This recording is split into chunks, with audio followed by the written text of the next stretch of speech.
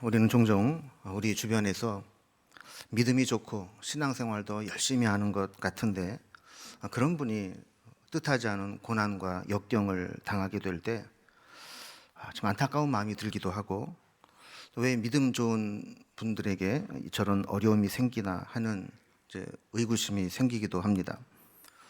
특히 죽음에 이르는 질병이 찾아왔을 때 사람은 그 질병 앞에 너무나도 무기력합니다.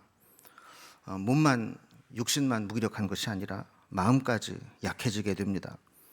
그래서 믿음의 사람들도 뜻하지 않은 질병이 찾아오게 되면 올바르게 믿음으로 반응하지 못할 때가 많습니다. 어떤 사람은 질병 앞에 절망하며 포기합니다. 그래, 이렇게 앓다가 죽는 것이구나, 이런 생각으로 낙심하게 되죠. 또 어떤 사람은 질병이 하나님의 심판이라고 생각합니다. 내가 지은 죄가 많고 하나님께 죄를 지어서 죄값으로 심판을 받는다고 생각하며 지나온 날들을 자학합니다. 혹은 마귀가 역사해서 그런 것이니 마귀를 쫓아내야 된다라고 생각합니다. 어떤 사람은 믿음이면 어떤 병이든 다 고칠 수 있다고 믿고, 고치지 못하는 병은 믿음이 부족해서라고 생각을 하면서 믿음으로 기도하니 무조건 고쳐달라고, 살려달라고 하기도 합니다. 우리는 그런 질병이 찾아온다면 어떤 반응을 해야 될까요?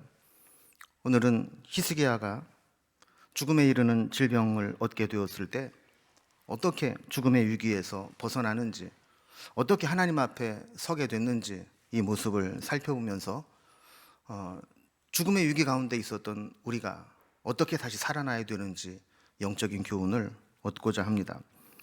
오늘 본문의 주인공으로 등장하는 히스기야는 그의 인생 자체가 롤러코스터처럼 아주 영광스러운 부분도 있다가 아주 위기의 나락으로 떨어질 때도 있는 그런 삶을 계속 반복하는 인생을 살아왔습니다.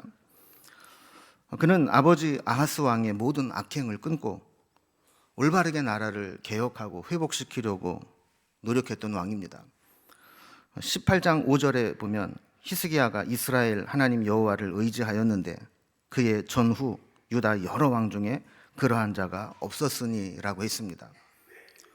그 어떤 왕보다도 더 하나님 마음에 합하고 하나님을 의지했다는 겁니다.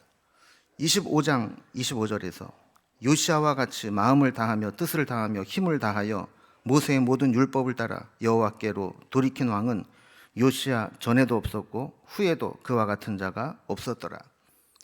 이렇게 히스기야와 요시아 이 두 왕은 이스라엘 전체를 통틀어 이런 자가 전무후무했다, 이렇게 성경이 인정할 정도로 훌륭한 왕이었습니다. 그는 개혁을 진행하던 도중에 아수르의 침공을 받게 됩니다. 북왕국 이스라엘이 아수르에게 멸망을 당합니다.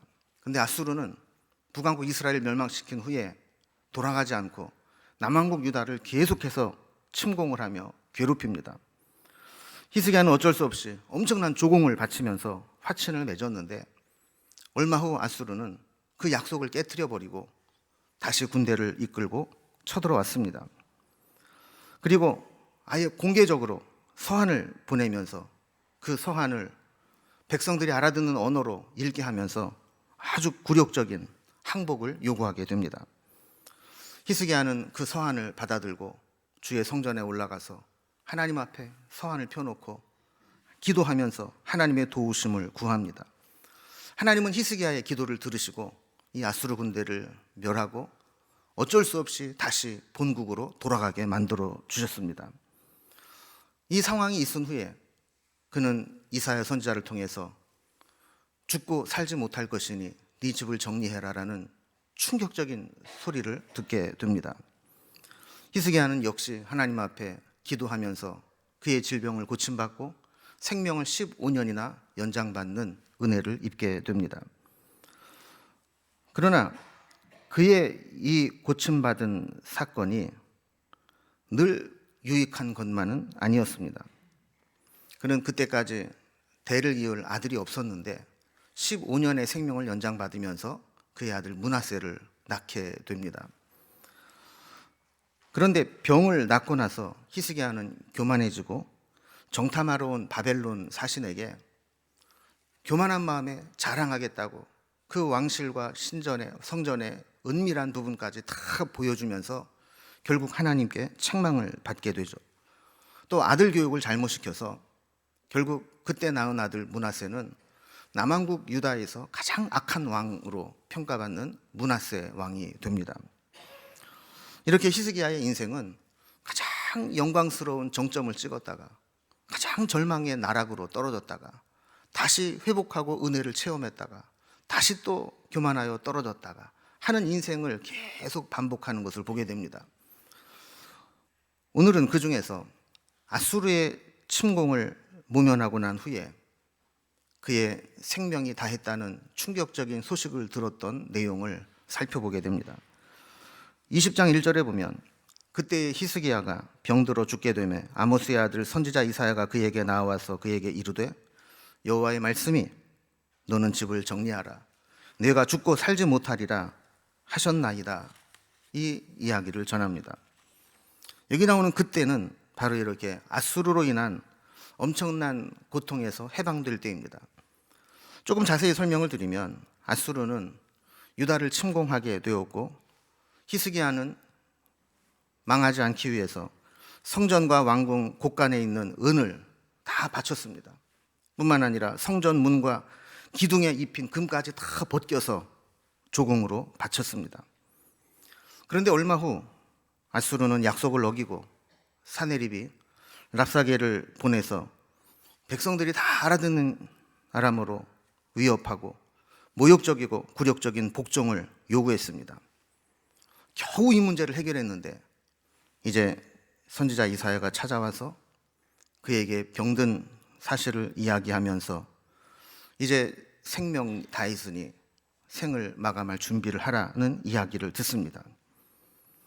여러분, 하나님을 잘 믿는 사람, 믿음으로 살았던 사람에게는 일어나서는 안 될 것 같은 일들이 연거푸 일어나고 있습니다. 전쟁을 겪습니다. 엄청난 경제적 손실을 입습니다. 거기에 적국에게 사기를 당합니다. 모욕적이고 굴욕적인 압박을 받으며 정신적 고통을 당합니다. 게다가 죽음에 이르는 중병을 얻게 됩니다. 이런 일들이 계속해서 히스기야에게 밀려오는데 특히 그가 마지막 겪었던 죽음에 이르는 질병은 절망적입니다. 여러분, 사람이 살아 있어야 뭐라도 할 거 아닙니까? 죽으면 할 수 있는 게 아무것도 없는데 지금 죽을 것이라고 이야기를 합니다. 하나님은 선지자를 보내서 너는 집을 정리하라 네가 죽고 살지 못하리라 하는 이야기를 듣습니다. 여러분, 가지나 병들면 몸도 마음도 괴롭습니다. 이때 나을 수 있어, 기도하면 하나님이 고쳐주실 거야, 이런 이야기를 들으면 소망이라도 생기는데 거기에다가 선지자가 와서 왕이여 하나님 말씀하시기를 왕 못 산답니다, 죽는답니다. 하나님이 베푸실 최대의 은혜는 이제 당신의 생이 다 끝난 것을 전하고 생을 마감할 수 있는 마무리하는 기회를 주시는 것, 그것이 마지막 은혜입니다. 이런 이야기를 전하게 되는 겁니다. 만약에 이것이 단지 사람의 이야기라면 무시할 수 있습니다. 의사가 내린 판단이라면 다른 의사를 불러서 다시 재진을 받을 수도 있습니다. 그런데 하나님의 선지자가 하나님의 말씀을 전하는데 죽을 것이니 준비하라는 이야기를 듣습니다. 히스기야는 25세에 왕이 됩니다. 그리고 54세에 죽습니다. 54세에 죽었다고 했을 때 15년을 생명을 연장받은 것으로 보면 오늘 본문에 나오는 히스기야의 나이는 39세입니다. 39세, 세상에서 볼 때에도 가장 왕성하게 힘있게 일할 젊은, 지금 죽기엔 너무나 아까운 나이 아닙니까? 또한 지금 이스라엘이 처한 상황은 아수르나 바벨론의 세력으로부터 완전히 자유롭지 못한 힘이 연약한 상태입니다. 이제 죽을 것이니 준비하라고 하는 이 말씀은 야구로 비유를 든다면 투수가 지금 한참 공을 잘 던지고 승부처에 와 있는데 갑자기 감독이 공을 가지고 나와서 투수 교체할 테니까 내려가라 하는 것과 같은 것이죠. 얼마나 암담한 상황입니까? 이럴 때 어떻게 해야 됩니까? 히스기야는 이사야 선지자로부터 그 충격적인 이야기를 들었을 때 하나님을 찾고 기도하는데 그의 모든 것을 걸었습니다. 하나님이 죽을 것이라고 그랬지 기도하지 말라는 말은 안 하셨으니까 내가 죽어도 기도하다 죽으리라 하면서 기도의 자리로 나아갔던 겁니다. 오늘 말씀 2절에 보면 히스기야가 낯을 벽으로 향하고 여호와께 기도하여 이르되 그랬습니다. 너 죽을 거야 라는 말을 들었을 때 그는 즉각적으로 낯을 벽으로 향하고 기도했다 그럽니다. 여러분, 기도의 사람은 문제를 만나면 무조건 반응을 보이는 것처럼 기도하는 자리에 나아갑니다. 어린아이들은 문제가 생기면 본능적으로 엄마를 찾습니다. 그리고 본능적으로 내 문제를 해결해 줄 수 있는 힘이 있는 아버지를 찾게 됩니다. 믿음의 사람, 기도의 사람은 문제가 생길 때 본능적으로 하나님을 찾아야 됩니다. 우리는 그런 생각을 할지 모릅니다. 아니, 믿음의 사람들이 문제가 생기면 기도하는 거 당연한 거 아니야? 그런데 여러분, 실제로 보면 기도응답의 체험과 기도의 훈련이 되어 있지 않은 사람은 아무리 많은 문제들이 지나가도 기도의 자리로 나가지 못합니다. 그러나 히스기야는 기도의 사람이었고 문제와 위기를 만날 때마다 기도에서 응답받은 체험이 있었기 때문에 절망스러운 소리를 들었을 때 그는 즉각적으로 기도의 자리로 나아갈 수 있었던 것입니다. 그러면 히스기야는 어떤 기도를 드렸을까요? 오늘 본문에 보면 크게 한 3가지 정도로 정리를 해볼 수 있는데, 첫 번째 히스기야의 기도는 면벽 기도였습니다.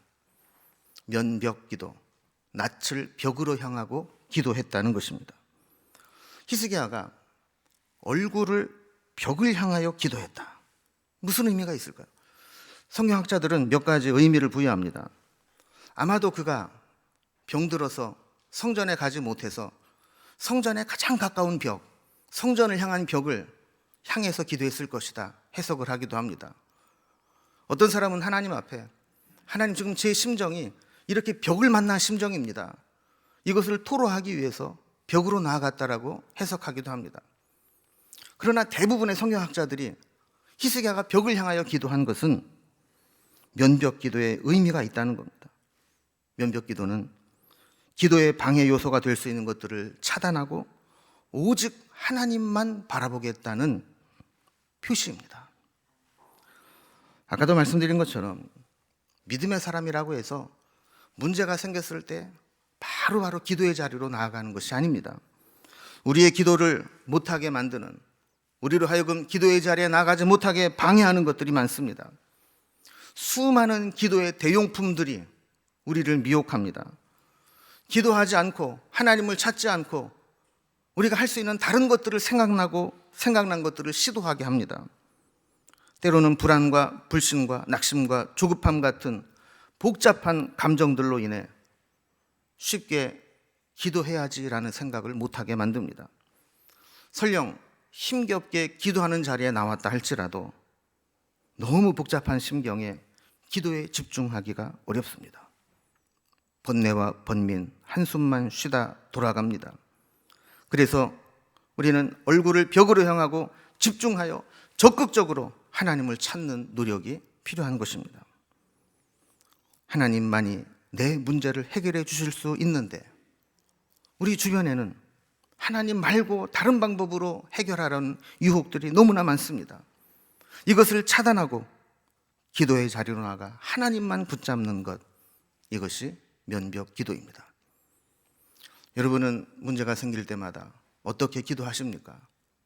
우리가 꼭 벽을 바라보고 기도할 필요는 없지만 우리 마음 중심에 다른 것들을 차단하고 하나님만 붙잡을 수 있는 면벽 기도의 의미를 붙잡고 기도할 수 있기 바랍니다. 두 번째, 히스기야의 기도는 자신의 인생과 사명을 걸고 드린 기도였습니다. 3절에 보면 여호와여 구하오니 내가 진실과 전심으로 주 앞에 행하며 주께서 보시기에 선하게 행한 것을 기억하옵소서 하고 그랬습니다. 여러분, 만약에 여러분이 히스기야라면 어떤 기도를 드렸을 것 같습니까? 아마 저 같았으면 하나님, 내 병을 좀 고쳐주세요. 살려주세요. 내가 이제 겨우 39살인데 지금 죽기는 너무 아깝지 않습니까? 지금 상황도 여의치 못합니다. 나 죽으면 하나님도 손해 아닙니까? 이러면서 아마 살려달라고 떼를 썼을지 모릅니다. 그런데 히스기야의 기도를 보면 그런 기도가 아닙니다. 하나님, 내가 어떻게 살아왔는지를 기억해 주옵소서 라는 기도를 드리고 있습니다. 내가 진실과 전심으로 주 앞에 행하며 주께서 보시기에 선하게 행한 것을 기억하옵소서. 지금까지 자신은 진실과 전심으로 주 앞에서 행했다, 주께서 보시기에 선하게 행했다, 이것을 기억해 달라고 요청합니다. 이 기도는 얼핏 보면 자신의 공로를 주장하는 기도처럼 보입니다. 내가 이렇게 열심히 선하게 살아왔으니까 그 공을 봐서 내 병을 좀 고쳐주세요, 이 마음을 고백한 것처럼 보입니다. 그러나 자세히 살펴보면 내 삶을 기억해 달라고 하는 것은 그의 인생을 걸고 그가 앞으로 감당해야 될 사명을 걸고 드린 기도였다는 것을 알게 됩니다. 지금 히스기야는 선왕 아하스의 악행을 개혁하고 아수르의 침공에서 나라를 지켜내는 사명을 감당하고 있습니다. 그 과정에서 그는 하나님 보시기에 선하게 행동하려고 부단히 노력을 했습니다. 사람 눈치 보지 않고 사람에게 휘둘리지 않고 하나님의 뜻이 무엇일까를 바라보면서 지금까지 개혁을 진행해 왔습니다. 그러나 아직 이스라엘 백성들의 신앙은 하나님이 원하시는 만큼 온전하게 믿음으로 서지 못했고, 지금 아수르의 위협과 떠오르는 바벨론의 위협으로부터 스스로를 지킬 수 있는 힘이 아직까지 없었습니다. 그는 지금까지 이렇게 내가 개혁을 해왔는데 여기에서 중단된다면 백성들은 다시 우상으로 돌아가게 될 것이고 이 민족은 결국 아수르에게 잡아먹히고 말 것입니다. 이 상황을 기억해 주옵소서라고 기도하는 것입니다. 그는 단순히 살려달라고 기도한 것도 아니고 젊은 나이에 죽는 것이 아쉽거나 죽음이 두려워서 기도한 것도 아닙니다. 다만 지금 상황을 하나님 기억해 주시고 내가 할 수 있는 일, 내가 감당해야 될 사명을 감당할 수 있도록 기억해 달라는 기도를 드린 것입니다. 만약에 히스기야가 자기 자신을 대신해서 그 사명을 감당할 자가 있었다면 아마 히스기야는 편안한 죽음과 하나님 품에서의 안식을 구했을지도 모릅니다. 그러나 아까 말씀드린 것처럼 이 당시에 히스기야는 아직 아들이 없습니다. 후계자가 없습니다. 지금 죽으면 다윗에게 약속하신 다윗의 가문에서 그 왕위가 끊어지지 않게 하겠다는 그 약속이 끊어져 버리고 맙니다. 그래서 사명이 있는 자는 하나님 앞에 당당할 수 있는 것이고 해야 될 일이 있는 사람은 쉽게 죽지 않는 것입니다. 그래서 그는 하나님 앞에 자신의 인생과 사명을 걸고 기도했던 것이죠. 세 번째 히스기야의 기도는 심히 통곡하며 드린 강청 기도였습니다. 3절에 보면 히스기야가 심히 통곡하더라 그랬습니다. 그는 자신의 남은 사명을 생각할 때 더 살아야 될 이유가 있었습니다. 자기 자신의 욕망을 위해서가 아니라 이스라엘 백성들과 그들에게 남은 개혁을 위해서 그는 아직 해야 될 사명이 남아 있었던 것입니다. 이것을 생각할 때 히스기야는 기도하면서 그 기도가 강렬해질 수밖에 없었습니다. 결사적으로 기도합니다. 여러분, 우리도 기도하다 보면 처음에는 탄식이 나오다가 내 마음을 막 토해내다 보면 그것이 통곡으로 바뀔 때가 있습니다. 하나님께서 막 감동을 주실 때 나도 모르는 사이에 엉엉 울면서 하나님을 바라볼 때가 있습니다. 지금 히스기야는 기도하는 이 순간만큼은 자신이 왕이라는 사실을 잊어버립니다. 하나님 앞에 그저 은혜를 입어야 될 여리고 연약한 존재에 불과하다고 생각하고 체면이나 주변 사람들의 주위에서 보는 이목 생각하지 않고 하나님 앞에 통곡하며 기도했던 것입니다. 하나님은 이 기도를 들어주시고 이 기도의 귀를 기울이십니다. 그리고 즉각적으로 응답해 주십니다.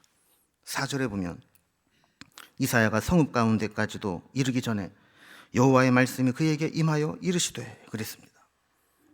선지자 이사야가 히스기야의 죽음의 소식을 전한 후에 다시 자기의 거처하는 성읍으로 돌아가는데 미처 돌아가기도 전에 히스기야의 기도를 들으시고 다시 말씀하시는 겁니다. 이사야, 돌아가라. 히스기야에게 가라. 그리고 다시 말씀을 전해라 하는 겁니다. 5절과 6절에 보면 너는 돌아가서 내 백성의 주권자 히스기야에게 이르기를 왕의 조상 다윗의 하나님 여호와의 말씀이 내가 네 기도를 들었고 네 눈물을 보았노라.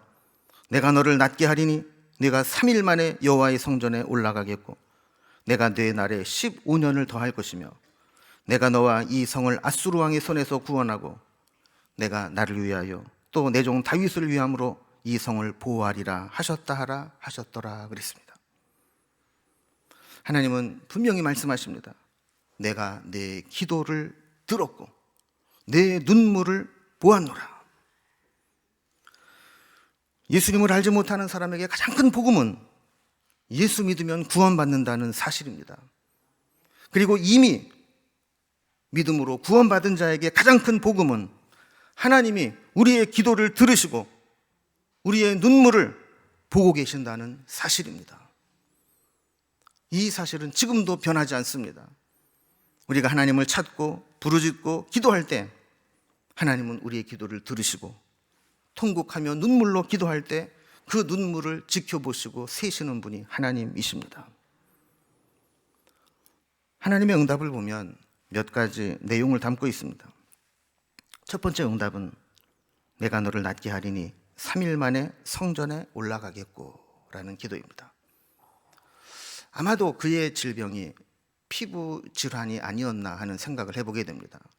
나중에 그 환처에 무화과 뭉치를 두는 것도 그렇고 또 성전에 올라가는 것을 치유의 회복으로 볼 때 아마 그는 어떤 유출이나 피부의 질환으로 성전에 올라갈 수 없는 부정한 상황이 되었던 것 같습니다. 하나님은 그의 병을 고쳐주시고 3일 만에 완전히 회복되어 성전에 올라가는데 아무런 부정함이 없이 깨끗하게 하시겠다라는 약속을 받습니다. 두 번째 응답은 내가 내 날에 15년을 더할 것이며 그랬습니다. 잠깐 호전되었다가 죽는 게 아니라 15년의 시간을 연장시켜 주실 것이라고 약속합니다. 세 번째는 내가 너와 이 성을 아수르 왕의 손에서 구원하고 이 성을 보호하리라 하는 말씀입니다. 여러분, 히스기야도 하나님 앞에 기도할 때 나 좀 고쳐달라고 살려달라고 기도하지 않았습니다. 그런데 하나님은 그 마음을 다 알고 계셨습니다. 그 기도를 들어주실 모든 내용을 구하지 않은 것까지 충만하게 채워주십니다. 믿음의 사람에게도 질병은 찾아오고 죽음에 이르는 상황이 올 수 있습니다. 이때 우리가 해야 될 일은 하나님만 바라보고 기도하는 것입니다. 우리가 기도한다는 것은 아직 포기하지 않았다는 것을 의미합니다. 우리의 마지막은 상황이 안 좋아질 때 마지막이 아니라 우리가 기도를 포기할 때 끝이 나는 것입니다. 우리가 아직 기도하고 있다면 아무리 상황이 안 좋아져도 아직 상황이 끝난 것이 아닙니다. 하나님은 우리의 기도를 들으시고 하나님이 작정하신 것을 돌이키시는 분입니다. 우리의 기도에 능력이 있거나 힘이 있어서가 아니라 우리가 정말 하나님 앞에 진심으로 나아가게 될 때 말씀하신 것을 돌이킬 수 있는 인격적이신 분이라는 것을 우리에게 보여주고 있습니다. 7절에 보면 이사야가 이르되 무화과 반죽을 가져오라 하매 무리가 가져다가 그 상처에 놓으니 나으니라 그랬습니다. 무화과 나무에 어떤 성분이 낫게 했느냐 이게 중요한 것이 아니라 하나님께서 히스기야의 기도를 들으시고 낫게 하실 때 이 무화과 뭉치 그 당시에 치료제로 쓰였던 그것을 활용하셨다라는 것이죠. 하나님은 우리의 질병을 고치실 때 때로 하나님의 능력으로 말씀으로 고치기도 하시지만 때로는 세상의 의술과 약으로도 우리를 고치시는 분입니다. 하나님은 이사야를 통해서 무화과 뭉치를 히스기야의 환처에 올려놓게 하셨고 그것을 통해 하나님은 그를 고치신 것입니다. 우리가 요즘에 부흥 시리즈 말씀을 살펴보고 있는데 이 부흥, 영어로 리바이벌, 어휘적 의미로 다시 산다. 히스기야야말로 죽음의 고비까지 갔다가 죽음의 선고까지 받았다가 다시 살아나게 된 부흥의 은혜를 체험한 것입니다. 잠깐 깨어난 것이 아니라 그의 사명을 충분히 감당할 시간과 기회를 얻었던 것입니다. 우리에게도 이런 다시 살아나는 은혜가 있기를 소망합니다. 삶을 허비하지 말라라는 책을 썼던 존 파이퍼 목사님이 2006년 전립선 암 선고를 받고 수술을 받게 됩니다. 수술 받기 전날 밤 자신의 질병에 대해서 묵상하던 중에 깨달은 것을 에세이로 써서 책으로 출판을 했는데 암을 낭비하지 마세요 라는 책입니다. 암과 같은 심각한 질병이 찾아올 때 그리스도인들은 어떻게 반응해야 되는가, 이런 주제로 11꼭지의 말씀을 전하고 있습니다. 우리 가운데 대부분의 사람들은 아직 이런 질병을 만나지 않았을 것입니다. 또 개중에 어떤 분들이나 또 우리의 친척 가운데에는 이런 죽음에 이르는 질병으로 인하여 불안하고 고통 가운데 투병하는 분들도 계실 것입니다. 이때 존 파이퍼 목사님의 묵상한 내용을 우리가 생각하면서 우리가 어떻게 질병이 찾아올 때 싸워야 될 것인가 하는 교훈을 얻기 바랍니다. 첫 번째로 그는 암이라는 고난이 주는 의미를 깨닫지 못한다면 암을 낭비하는 것입니다. 이 말은 바꿔 말하면 암이 찾아왔을 때 우리가 해야 될 일은 암이라고 하는 고난이 우리에게 어떤 의미를 주는가를 깨달아야 된다는 것이죠. 하나님이 주시는 고난에는 뜻이 있습니다. 암이라고 하는 고난이 찾아올 때 우리는 두 가지 의미를 깨닫게 되는데, 첫 번째는 인간의 죄가 암의 통증처럼 극심하다라는 것을 깨달아야 된다는 겁니다. 두 번째는 산모의 분만통 뒤에는 경이로운 생명의 탄생의 영광스러운 모습이 이어지듯이 하나님이 우리에게 고난을 허락하실 때에는 그 고난 이후에 우리에게 있을 좋게 비교할 수 없는 영광이 기다리고 있을 것이라는 믿음을 가져야 된다는 것이죠. 두 번째, 암에 걸린 것이 하나님의 선한 계획임을 믿지 않는다면 암을 낭비하는 것입니다. 이야기는 바꾸어 말하면 암에 걸렸을 때 그 속에 하나님의 선하신 계획이 무엇일까를 깨달아야 된다는 것입니다. 주님은 때로 암이나 질병과 같은 고난을 허락하시지만 그런 고난을 통해서 선한 계획을 이루실 수 있는 분입니다. 하나님은 우리의 질병을 주시기도 하시고 진행하게도 하시고 멈추시게도 하실 수 있는 분입니다. 우리 질병 가운데 하나님이 어떤 일을 하시든 그 속에 우리를 유익하게 하시는 하나님의 선한 계획이 있다는 사실을 잊어서는 안 된다는 것입니다. 세 번째, 암에 걸린 것이 저주라고 생각한다면 암을 낭비하는 것입니다. 암이나 고난이 왔을 때 그것을 저주받은 것이라고 생각하지 말라는 겁니다. 예수님은 이미 우리가 받아야 될 죄와 질병의 저주를 우리 대신 다 받으셨습니다. 해결해 주셨습니다. 그래서 이제 우리의 질병과 고난은 저주가 아니라 새로운 은혜입니다. 질병은 하나님의 저주나 처벌이 아니라 우리를 하나님께로 이끌어가는 새로운 길이 됩니다. 고난이 하나님께 더 가까이 나아가는 기회가 되게 만들라는 것이죠. 네 번째, 생존할 확률에서 평안을 찾고 있다면 암을 낭비하는 것입니다. 암이나 큰 수술을 앞두고 우리에게 가장 큰 관심 중에 하나는 생존 확률이 얼마나 되느냐 하는 것입니다.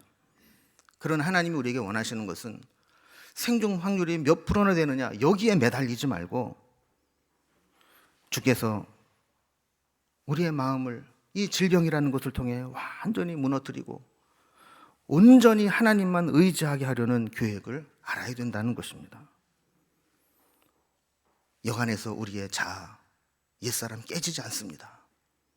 그러나 질병의 두려움이 찾아올 때 우리에게 남아있는 교만과 자아를 내려놓고 순전한 마음으로 하나님만 바라보게 되는 마음의 상태가 준비되는데 그것을 얻어야 된다는 것입니다.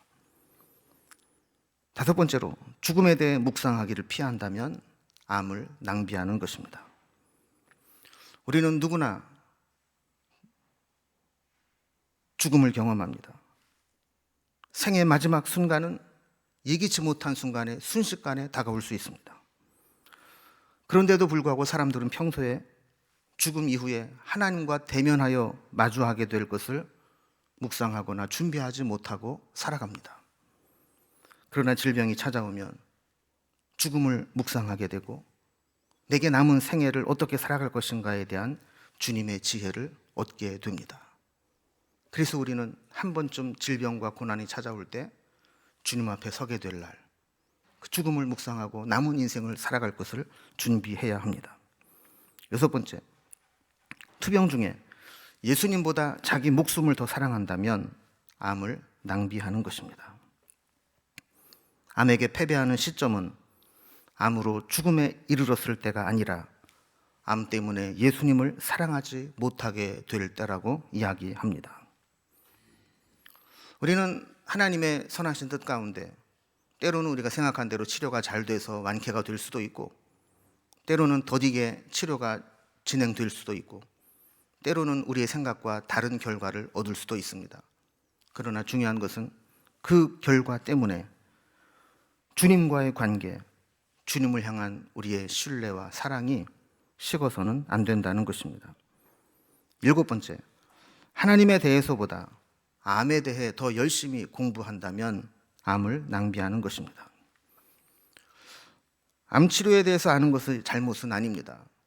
최대한 좋은 것들을 알고 적용해서 건강을 유지해야 합니다. 문제는 하나님이 아닌 다른 것에 마음을 모조리 빼앗기는 것입니다. 우리는 질병을 얻었을 때 질병을 통해 하나님의 뜻을 더 알고자 하는 마음이 커져야 합니다. 그리고 하나님께 더 가까이 가야 합니다.